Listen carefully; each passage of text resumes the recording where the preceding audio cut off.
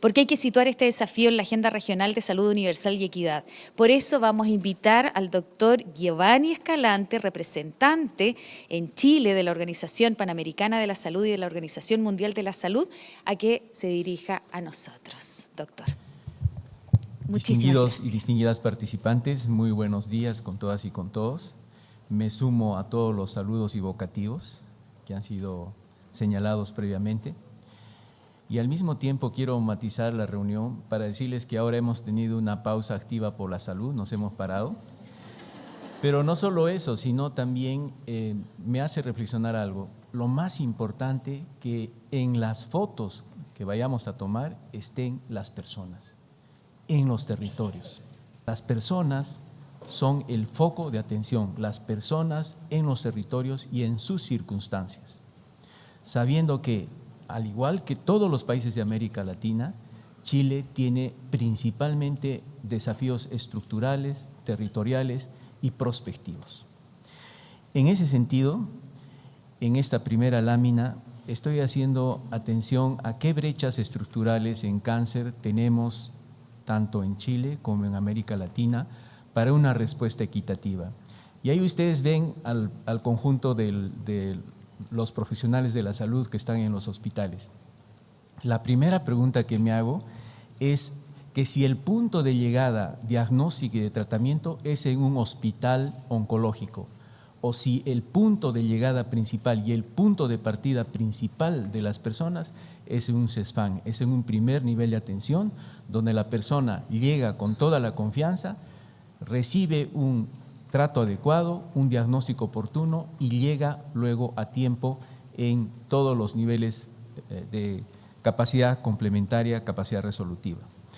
Por eso quisiera invitarlos a reflexionar sobre una pregunta fundamental. ¿Por qué el lugar donde una persona nace, vive o trabaja sigue determinando sus probabilidades de sobrevivir a un cáncer? Hoy sabemos más que nunca cómo prevenir, detectar y tratar esta enfermedad. Contamos con mejores tecnologías, mejores medicamentos y más evidencia científica que en cualquier momento en la historia. Es más, celebro mucho que en Chile las autoridades, la ministra de la Salud, han comenzado a desarrollar estrategias para reducir las listas de espera, tener un tratamiento oportuno y se ha demostrado un éxito.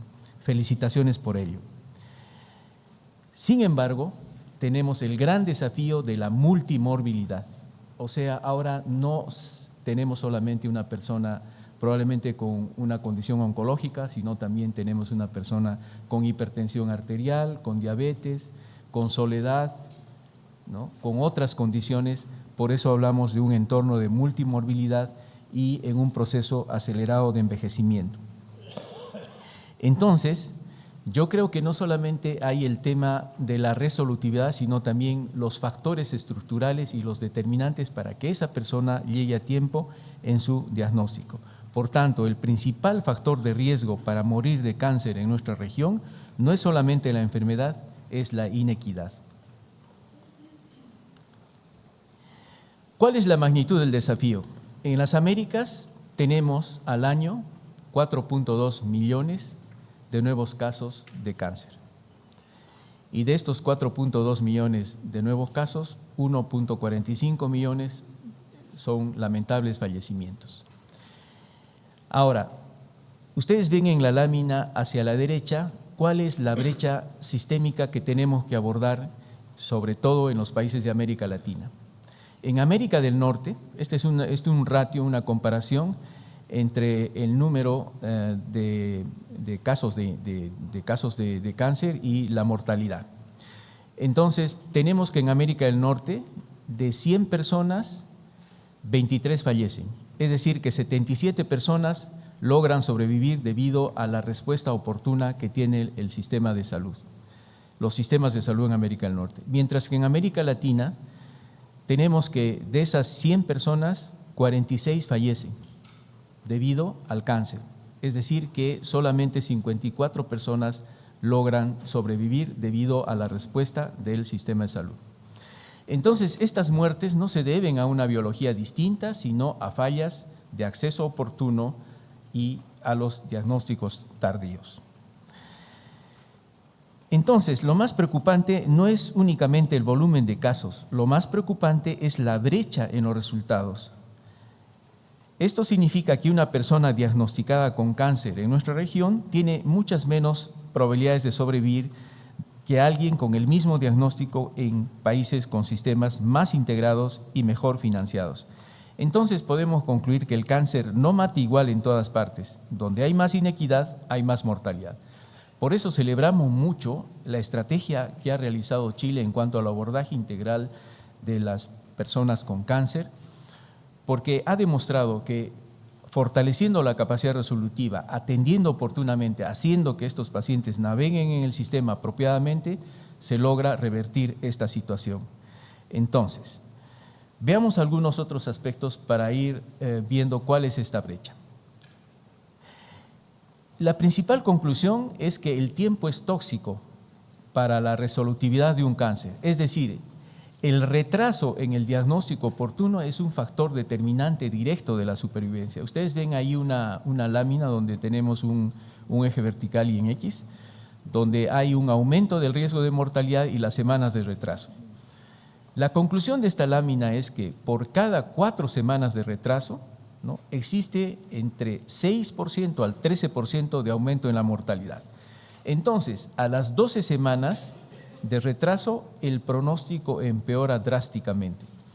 Esto significa que si una persona va a llegar oportunamente, ni bien tiene los principales signos y síntomas de la enfermedad, va a llegar a un CESFAM, por ejemplo, y va a recibir un diagnóstico y tratamiento apropiado, trabajando todos en red, entonces esta persona va a tener una mayor tasa de sobrevida. Pero la pregunta fundamental es si esa capacidad diagnóstica y de respuesta está distribuida homogéneamente en todo el país.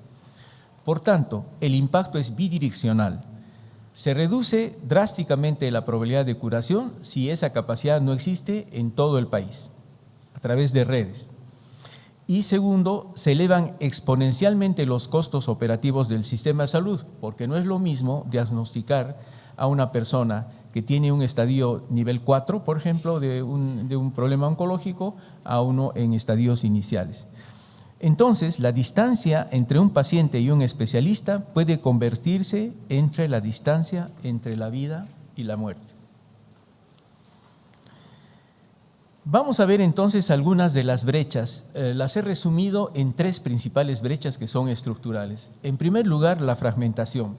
Son sistemas divididos entre aseguradores y prestadores, por tanto hay una pérdida de la continuidad clínica.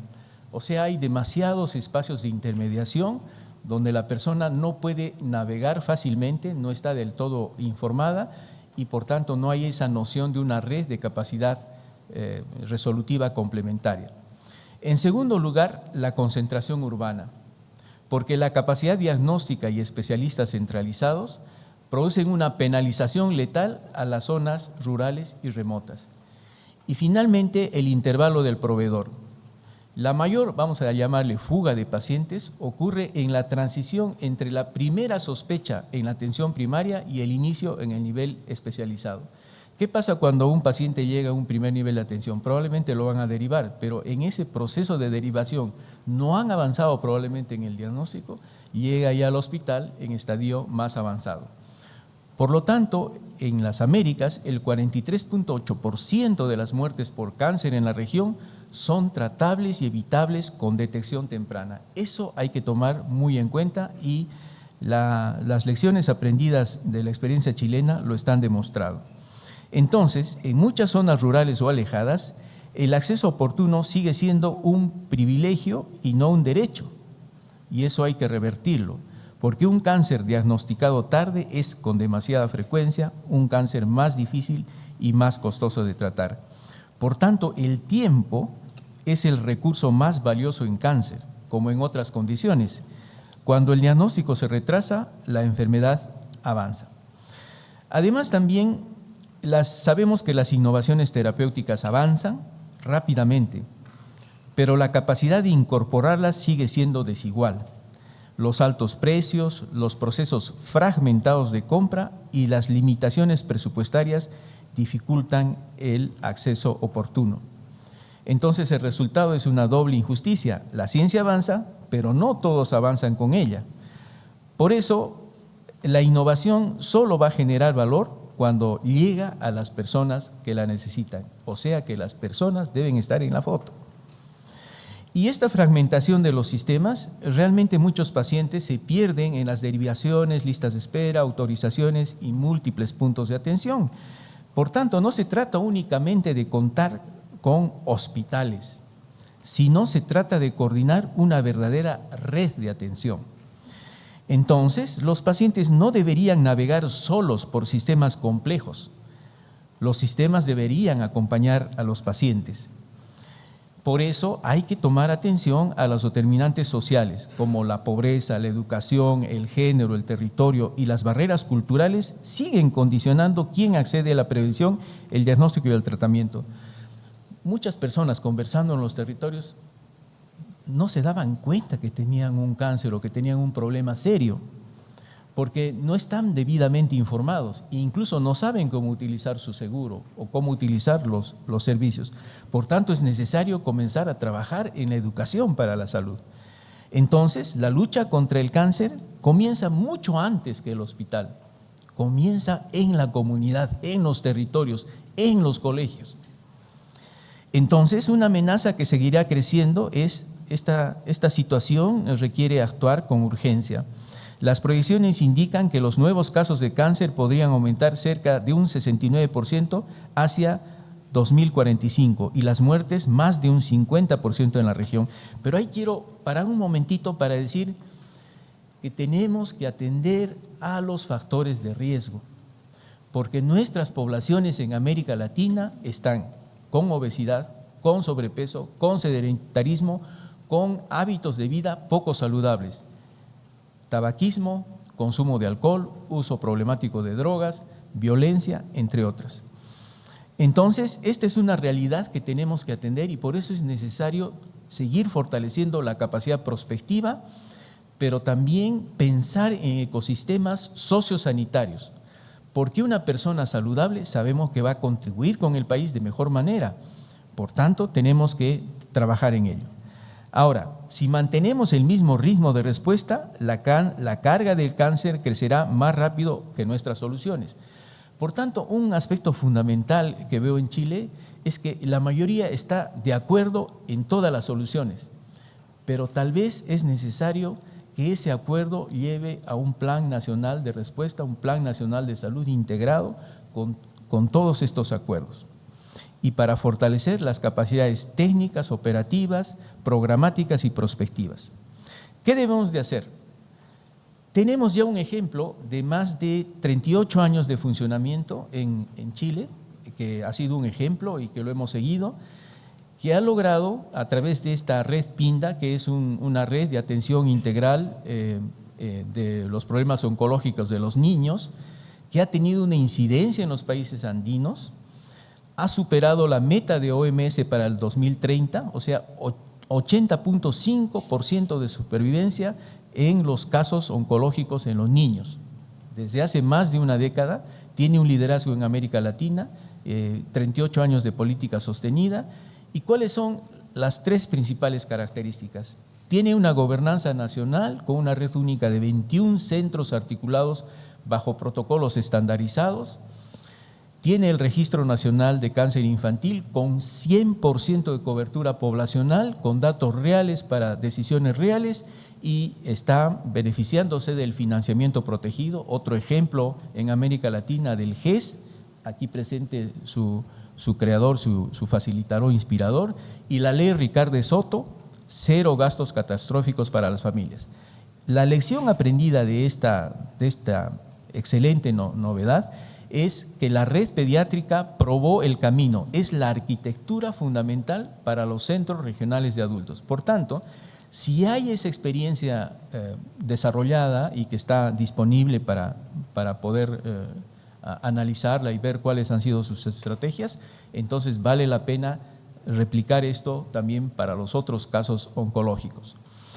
Y igualmente también hay que atender a todas estas barreras que ya las he seleccionado, el tema de los gastos de bolsillo paralizantes. El día de ayer en la reunión en el Parlamento se mencionó justamente que se está incrementando los gastos de bolsillo y los costos indirectos críticos, transporte y alojamiento, donde ahí se tiene que trabajar un pacto con los gobiernos locales para dar estas facilidades. Y luego las geográficas, ¿no? Es decir, la distancia geográfica, género y vulnerabilidad, los retrasos asimétricos. Por ejemplo, una mujer que es principalmente está en su hogar, está cuidando a los niños, a la familia, no va a tener las mismas oportunidades para llegar a los servicios de salud si no se le da alguna facilidad. Y la información. Hay una ceguera del sistema probablemente por falta de registros poblacionales en adultos y ausencia de indicadores desagregados en tiempo real. Por tanto, este abordaje integral también es una oportunidad para remirar estructuralmente el sistema de salud.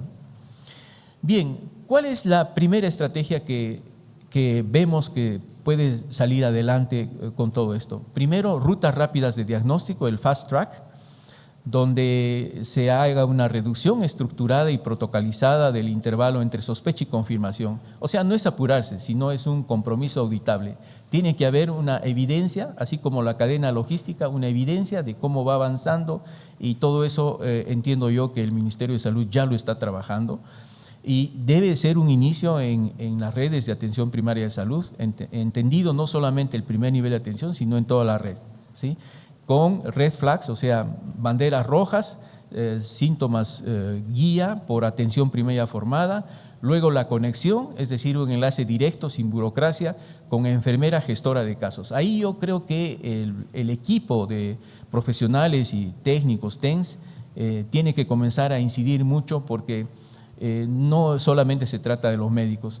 Luego la meta diagnóstica, una confirmación diagnóstica en menos de 15 días, y la meta terapéutica, inicio del tratamiento en menos de 30 días.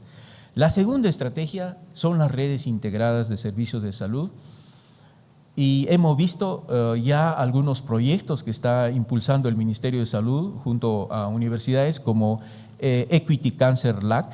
Muy interesante cómo hay este proceso de vamos a decir, capacitación cruzada, formación cruzada, con pasantías del primer nivel de atención a los hospitales, con presencia de promotores de la salud que van viendo y acompañando a los pacientes, etcétera.